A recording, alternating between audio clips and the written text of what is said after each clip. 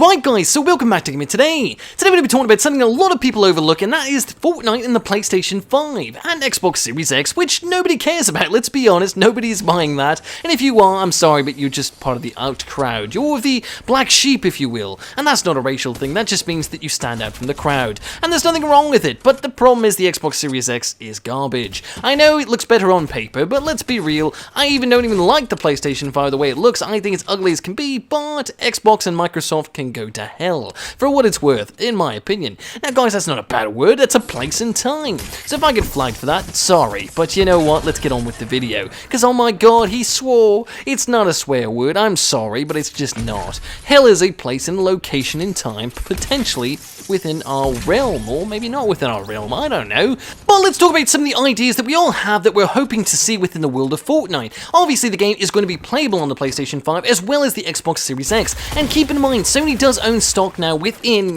basically Epic Games, the creator of Fortnite, okay? And they're going to be optimizing as best they can around that custom SSD, which is extremely fast. For PlayStation 5 users, I believe that we will see a lot better draw distance, and even better textures coming in. You know how texture popping has always been a problem in Fortnite, especially when you first start a game and you're coming down, sometimes texture popping is game breaking. Now guys, in this season that has not happened, which is very good, but most seasons, almost every season, that has happened to me and it drives me insane. And it really does ruin the match for me, because sometimes I go into a fight thinking I have a grenade, or thinking I have a pistol or something like that, and I don't have that item I thought I did. When you only have split second to think about it because you have another enemy right next to you or another player, it can be right hectic, even if you do know, like, the icon and stuff. The icon doesn't pop up and all that half the time, and you don't see the bullets or anything, you just know you have something. And then guys, you might walk into a fight with no idea what you're using or what type of gun, whether it's automatic or semi-automatic or freaking hunting rifle or whatever it is, and you might die because of it. Now guys, this won't happen on the PlayStation 5, I guarantee it, because the SSD is going to be so fast. And guys, even the Xbox Series X is going to have an SSD in it, which is going to be quite fast as well. Not nearly as fast as the PlayStation 5, but it will be fast enough to correct this issue. And obviously there's going to be more RAM on both of these systems, which is going to help with that as well. Calling an asset to the foreground at a certain speed within like a game like Fortnite, where we need to know what the image is going to be, what gun we have, different things like that. Animations have to play at the right speed because we're running a game at 60 frames per second. So we need to make sure everything is smooth as possible so we can actually have a good fight in the game and have a good chance at actually getting that win. And different things like that really come into play heavily on the hardware, and it can be very challenging on current PlayStation 4 and Xbox Series 1 X and all that bull garbage, if you will. Bull garbage, that's not a swear word, it's not even a word, bull garbage, I don't even know why I came up with that. But guys, no matter what system you're currently playing Fortnite on, whether it's the Xbox or the PlayStation 4, the Pro, you name it, no matter what you're playing it on, the game is going to look a lot better and run a lot smoother on the new hardware. It's just a fact, it's common sense. Technology improves and new hardware always brings new innovation, and always gives us more to work with, and gives developers more to work with to make us better games. In other words, more immersive entertainment. And guys, we have to remember the PlayStation 5 is going to have a lot of different capabilities with that rumble features and all these haptic feedback, whatever you want to call it, and so the controller is going to feel very different. I wonder if those bow features, that we're talking about with the PlayStation 5 will actually translate into Fortnite. Currently the game doesn't have a bow in it, so yeah, I don't know if that's going to even play in a factor, but regardless, I don't know if there's a legendary bow, mythic bow, whatever you want to call it in the game. I don't believe there is currently, I can't remember, don't care, but I wonder if anything like that with the haptic feedback will make a big difference in the way we play Fortnite. Now guys, most of the people I know who play Fortnite don't even play with vibration or rumble features on anyway. I wonder if that's going to even be a factor that they're going to look into. Now keep in mind guys, Epic Games has statistics on how the games are being played and who's playing them and when they're playing them and what regions and all that, and how like the settings are for the game.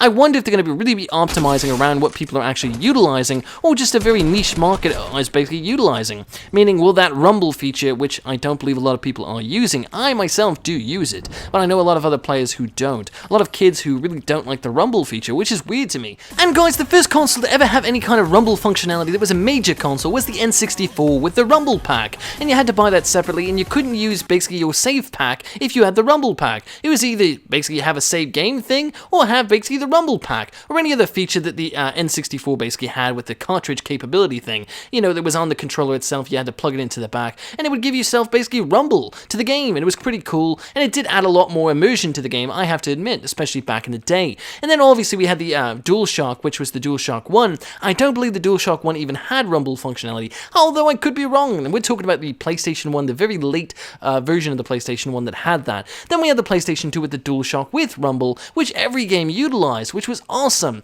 and that was a huge added thing to me. Then we had the Xbox 360 and all these other systems, and guys, every one of these systems had Rumble since then. So guys, when I play on a PC, I don't expect Rumble because I don't think of Rumble when I think of PC. But when I think of game consoles, I think of Rumble. So I wonder if they're really going to utilize this whole like haptic feedback on all the new consoles, because I think the Xbox Series X also has some sort of extra functionality with the vibration. I have no clue. But I'm curious, will they actually utilize it? Currently, Epic Games hasn't said very much other than they're working directly with the custom SSD in the PlayStation 5 to give a more optimized experience. And the reason why they're saying it is because obviously they are partnered now, well, invested in by at least Sony to a degree. Even if it is a small degree, it's still an investment, and they're now partially working directly with them. So they have more incentive and more incentivized to work with Sony directly on their console, which is the PlayStation 5. Another thing Fortnite players are really looking forward to is faster load times. To get into a game of Fortnite from the actual menu of your system, whether you just press the button and you hope to get in, it's like 3-4 minutes.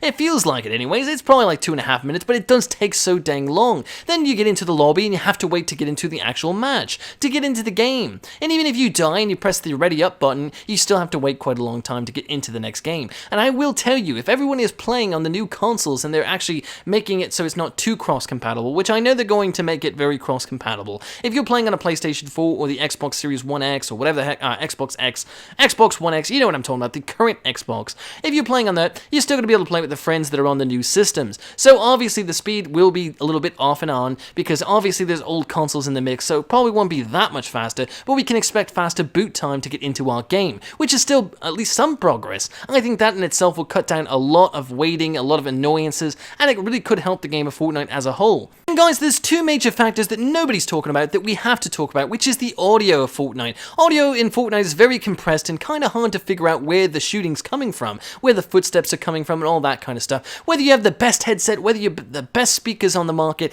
it can be quite tricky, which is why I use the visual aid, which does hit the frame rate just a little bit. I like it because it lets me know where things are coming from. Now guys, to be fair, I do have some audio issues. My ears do have some issues, and I have a hard time learning where space comes from, different shooting, different things like that. I do have some different awareness issues with my hearing, and this does really help me quite a bit because I don't have to have the audio so loud to actually enjoy the game of Fortnite anymore. That's why I really do enjoy this feature quite a bit, and I'll never turn it off. But that being said, guys, there's a lot of players who don't utilize this feature and don't even know it's in the game, and obviously they don't use it as a result. But they also have issues with the audio, and they don't know where players are coming from at times because the audio is so compressed, and it's just not perfect. Well, this new system, especially with the PlayStation 5, with their custom, I swear, it's custom audio. They've got this custom audio engine that's going to help run a lot of games with some amazing audio. Currently, on this generation, the best game when we talk about audio is the Call of Duty franchise. The Call of Duty Modern Warfare is amazing what they've done with the audio engine. They have their own custom audio engine as well.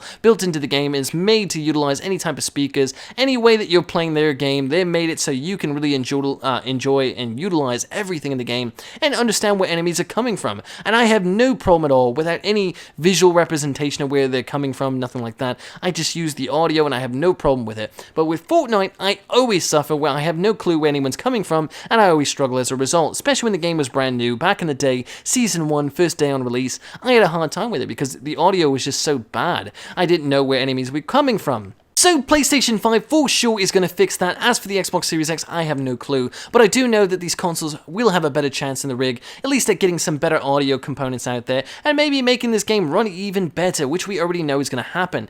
The other major component we need to talk about, guys, and this one's a big one, is frame rate. We don't actually get 60 frames per second. We do get close, but we most of the time stick around the 58, 57, 59 frames per second, and any drop frame is a closer chance at you basically getting killed unfairly and unjustly and ruining the gaming experience for you, which means Epic Games loses money because people get frustrated, they stop playing the game. And that is a big problem that we've all suffered with. When we play Fortnite, we get that cheap loss because the game lagged or something like that, your internet's just not up to speed, whatever it is. This will fix that quite a bit. Also, internet speeds are going to be faster on these new consoles. They're going to be using the more current generation technology for, connecting to your Wi-Fi or even wired connections. So that's something worth mentioning as well. But anyways, guys, that's all the things I can think of that we already know in the things that we can expect from the PlayStation 5 and Xbox Series One X, or whatever, Xbox X, Series X, I don't know, the new Xbox. Let's just go with the new Xbox. They might as well have just named it the new Xbox. It would have been a lot easier for parents out there, don't you think?